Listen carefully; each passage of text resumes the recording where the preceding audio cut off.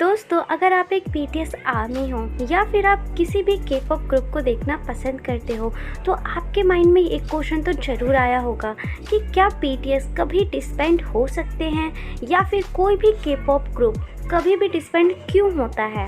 दोस्तों, आज के इस वीडियो में हम इसी टॉपिक पर बात करेंगे कि क्या बीटीएस कभी डिसबैंड हो सकते हैं या नहीं, या फिर कोई भी के पॉप ग्रुप डिसबैंड क्यों होता है। ऐसा क्या रीज़न होता है कि डिसबैंड करना पड़ता है किसी भी के पॉप ग्रुप को अगर वो अच्छा खासा चल रहा है तो भी। दोस्तों, ये सब जानने से पहले अगर आप हमारे चैनल पर नए हो और आपने हमारे चैनल को अभी तक सब्सक्राइब नहीं करा है तो जल्दी से हमारे चैनल को सब्सक्राइब करके हमारी एक प्यारी सी फैमिली के मेंबर बन जाए, ताकि हमारी कोई भी वीडियो आए तो आपके पास नोटिफिकेशन के थ्रू सबसे पहले पहुंच सके। और हमारे इंस्टाग्राम को फॉलो करना बिल्कुल भी ना भूलिए, जिसका लिंक डिस्क्रिप्शन बॉक्स में है।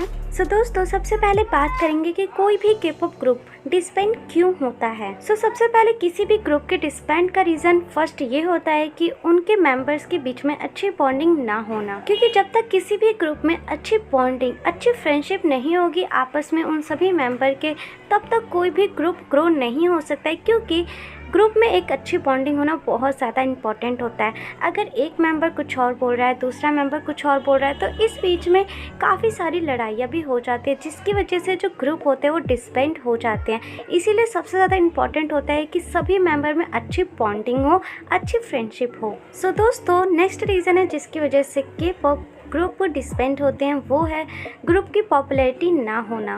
दोस्तों, जैसा कि आप देख सकते हो कि बीटीएस आज के टाइम पे बहुत ही ज़्यादा फेमस है और उनकी पॉपुलैरिटी बहुत ही ज़्यादा है। उनको दुनिया भर में जाना जाता है, जिसकी वजह से उनके पूरे वर्ल्ड में काफ़ी सारे फैंस हैं। और साथ ही कुछ ऐसे ग्रुप भी होते हैं जिनकी पॉपुलैरिटी बहुत ही ज़्यादा कम होती है, बिल्कुल ही ना के बराबर होती है। यहाँ तक कि हमें भी नहीं पता कि आज के टाइम पे कितने के पॉप ग्रुप्स हैं जो कि अभी तक ग्रो नहीं हो पाए हैं।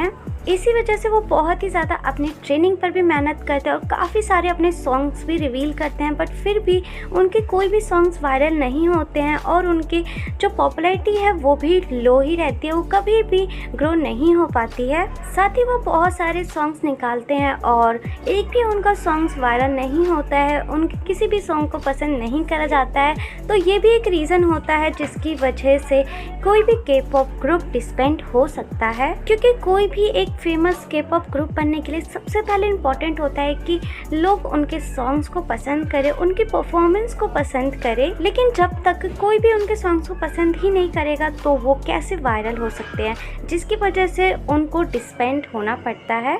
नेक्स्ट रीज़न है वो है पुअर मैनेजमेंट। के पॉप इंडस्ट्री में ऐसी काफ़ी सारी कंपनियां हैं जिनकी मैनेजमेंट अच्छी नहीं होती है। उनकी जो मैनेजमेंट है वो बहुत ही ज़्यादा पुअर मैनेजमेंट होती है, जिसकी वजह से भी कोई भी के पॉप ग्रुप डिसबैंड हो सकता है। क्योंकि सभी कंपनियां अपने के पॉप ग्रुप्स के लिए बहुत ही ज़्यादा इन्वेस्ट करती है, उसके बाद कोई भी ग्रुप एक बहुत ही अच्छा लेवल पर जा पाता है। इसी तरह बात करें दूसरी कंपनियों की जिसकी मैनेजमेंट सिस्टम अच्छा नहीं हो पाता है, वो अपने के पॉप ग्रुप्स के ऊपर ज़्यादा इन्वेस्ट नहीं कर पाते हैं और वो बहुत सारे जो के पॉप्स ग्रुप होते हैं वो बनाते जाते हैं, बट उनके पास इतने पैसे नहीं होते हैं कि वो अपने के पॉप ग्रुप्स के ऊपर इन्वेस्ट कर सके। तो ये भी एक रीज़न होता है कि कोई भी के पॉप ग्रुप डिसबैंड हो सकता है। नेक्स्ट रीज़न की बात करें तो वो है किसी भी ग्रुप का कॉन्ट्रैक्ट डेट ख़त्म होना, यानी कि कॉन्ट्रैक्ट डेट एक्सपायर होना। क्योंकि जब कोई भी इंसान के पॉप इंडस्ट्री में आता है, वो किसी भी कंपनी के साथ आए तो उसको सबसे पहले एक कॉन्ट्रैक्ट साइन करना पड़ता है, जिसमें कि उनकी ग्रुप की ड्यूरेशन लिखी होती है कि वो कितने साल तक उस कंपनी के साथ काम करेंगे। जैसे कि एग्जांपल में लिया जाए 10 साल, कोई भी के पॉप ग्रुप 10 साल का कॉन्ट्रैक्ट करते हैं और 10 साल ख़त्म होने के बाद उनको डिसबैंड होना पड़ता है। लेकिन सभी के पॉप ग्रुप डिसबैंड नहीं होते हैं अगर उनको अपनी कंपनी के साथ कोई भी प्रॉब्लम नहीं है और उनका ग्रुप बहुत ही अच्छे से चल रहा है, तो वापस से वो अपने कॉन्ट्रैक्ट को ले लेते हैं उस कंपनी के साथ और वो आगे कंटिन्यू करना स्टार्ट कर देते हैं। लेकिन कुछ कुछ ग्रुप ऐसे होते हैं, अपने पर्सनल प्रॉब्लम्स होते हैं, जिसकी वजह से वो आगे कंटिन्यू नहीं करना चाहते हैं, या फिर कंपनी के साथ उनका अच्छा बॉन्ड नहीं बन पाता है, जिसकी वजह से वो चाहते हैं कि हम कंपनी के साथ आगे काम ना करें और वो वहीं पे ही डिसबैंड हो जाते हैं। वो आगे अपने कंटिन्यू करने के बारे में नहीं सोचते हैं।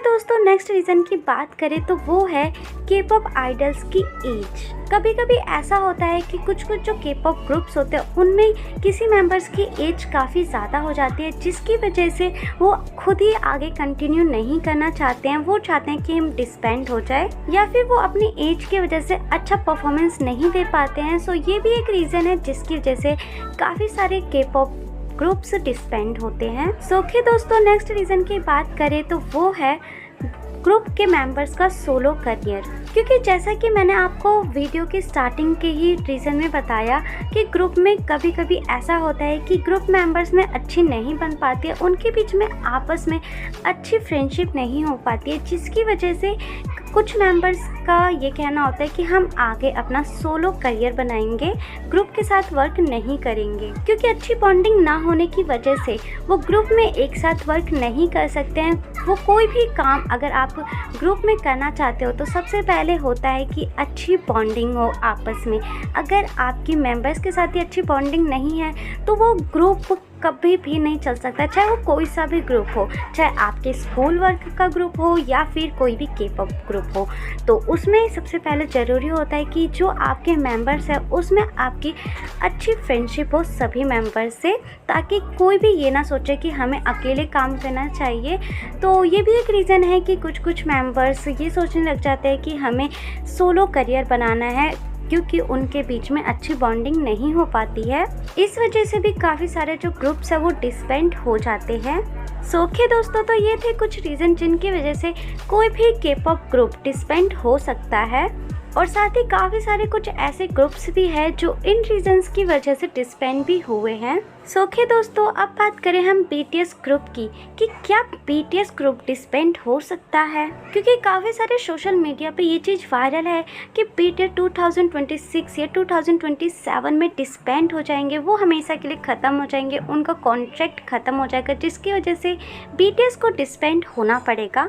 सो दोस्तों, हम उन वीडियोस की ना बात करते हुए हम ये रीजंस देखें जो मैंने आपको वीडियो की स्टार्टिंग में बताया कि कोई भी के पॉप ग्रुप डिस्बैंड क्यों होता है।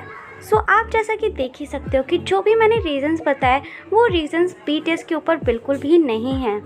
क्योंकि ग्रुप की बॉन्डिंग की बात करें तो आप लोगों ने BTS के बीच सभी मेंबर्स की बॉन्डिंग तो देखी होगी। वो सभी कितने अच्छे फ्रेंड्स या भाई कह लो, वो इतने ज़्यादा एक साथ घुल मिल कर रहते हैं। कभी भी उनके बीच में कोई बहुत ही ज़्यादा लड़ाई नहीं हुई है। साथ ही वो लोग एक दूसरे के बिना भी बिल्कुल भी नहीं रह सकते हैं। तो ये कहना तो बिल्कुल ही गलत है कि BTS के सभी मेंबर्स में अच्छी बॉन्डिंग नहीं है। तो इस वजह से तो बिल्कुल भी नहीं हो सकता है कि BTS कभी भी डिस्बैंड हो। और साथ ही उनके मैनेजमेंट कंपनी की बात करें तो उनकी मैनेजमेंट कंपनी भी बहुत ही अच्छी है, जो कि बिग हिट है। और जैसा कि आप जानते हो कि BTS इतने ज़्यादा पॉपुलर है तो वो बहुत ही ज़्यादा अर्न करते हैं, वो खुद का भी इतने लिए अर्न कर लेते हैं, और साथ ही उनकी कंपनी को भी बहुत ही ज़्यादा प्रॉफिट होता है। तो उनकी कंपनी कभी भी नहीं चाहेगी कि BTS डिस्बैंड हो। सो हम नेक्स्ट BTS के सोलो करियर की बात करें, जो कि BTS ने रिसेंटली ही डिसाइड करा है कि वो सोलो करियर पे ज़्यादा फोकस करेंगे। तो दोस्तों, मैं आपको बता दूं कि BTS इस रीज़न से डिस्बैंड बिल्कुल भी नहीं हो सकते, क्योंकि BTS ने ऐसा बिल्कुल भी नहीं बोला है कि हम डिस्बैंड हो रहे हैं। BTS ने जस्ट ये बोला है कि हम एक छोटा सा ब्रेक ले रहे हैं, जिसमें हम अपने सोलो करियर पर थोड़ा सा ज़्यादा फोकस करेंगे। लेकिन ऐसा बिल्कुल भी नहीं है कि हम टीम वर्क काम बिल्कुल भी नहीं करेंगे। तो आप ये बिल्कुल भी मत सोचना कि सोलो करियर की वजह से BTS डिस्बैंड हो सकते हैं, तो ऐसा बिल्कुल भी नहीं है।